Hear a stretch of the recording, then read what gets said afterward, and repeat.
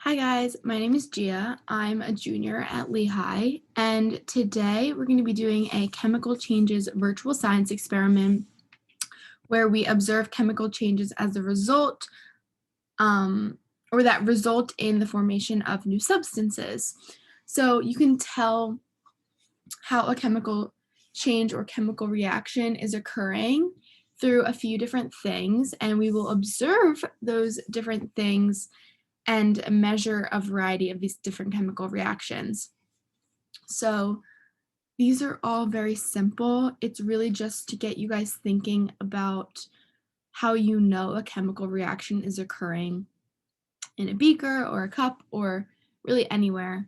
So I'm going to start this virtual experiment with you guys. So here in our setup, we have this is the normal setup. You also have a gas collection setup, but we're not going to do that yet. Your reactant one, you can change the different things. These are different chemical compounds. Hydrogen peroxide, you can see it changes, or silver nitrate, calcium chloride, ammonium nitrate. These are all very different reactants. So maybe let's go with hydrogen peroxide because this might be something that you guys are familiar with, or even, sodium makes up salt. So let's do the hydrogen peroxide. This is a solution that you might have in your house. I'm absolutely not telling you guys to go do this unless you are supervised with an adult. But again, this is a virtual experiment, so it's really just for you guys to see what would happen if you were to do this experiment. The second reaction, you can change. It says potassium iodide in dish soap, and raw liver. Let's do the potassium iodide and dish soap. All of them are labeled. So here's your hydrogen peroxide, here's your dish soap, and here's your potassium iodide solution. There's some chemical reactions that are going on here. A catalyst is something that will speed up the reaction to make it go faster. It will reach its completion. It will form the end result or the end product faster when a catalyst is involved. You have a thermometer here. We can measure the temperature. Temperature before and after reaction takes place is one of the key things that show you that a reaction has occurred or a reaction is happening. If the temperature increases or decreases in one of the solutions, that means a chemical reaction has occurred. You can also do the hydrogen peroxide. Okay.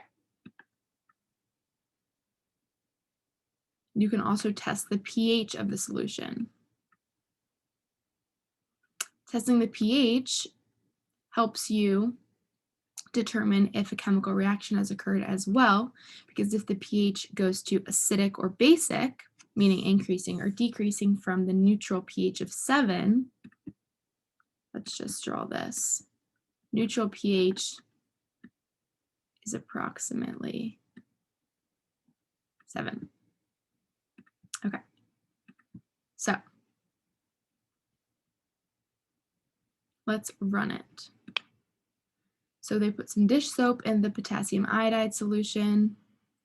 They put some hydrogen peroxide. Oh, this is a very obvious sign that a reaction has occurred because there was bubbles and overflow of all of this, and the weight or the mass of the product had increased. It was around 300 something before, now it's 400 something.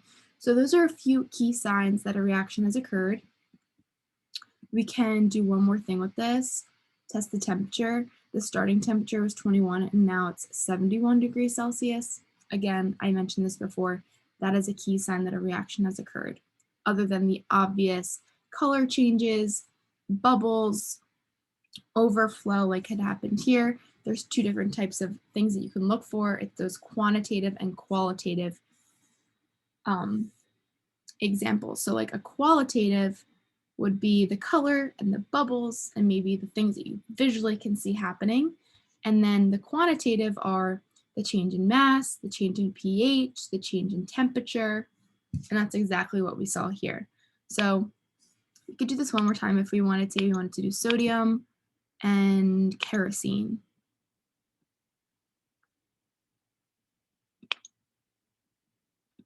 Take the temperature and the pH, and it says nose here because maybe that's how we're going to smell it. So you could also, that's another sign you smell something. There's a lot of different